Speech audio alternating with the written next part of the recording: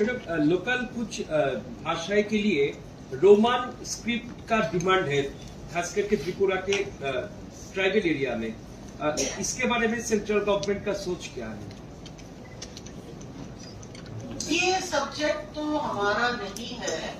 अब वो रोमन करते हैं या देवनागरी करते हैं, ये तो शायद स्टेट गवर्नमेंट का मैंडेट होगा, क्योंकि जो भी होता है सेंटर में जो भी आएगा, अगर प्रस्ताव अगर माननीय देखिए उसका अंतिम होगा प्रेसिडेंट इसमें देंगे, उससे पहले स्टेट गवर्नमेंट उसको अपनी असेंबली में पास कराएगी जो भी इस तरह के निर्णय है।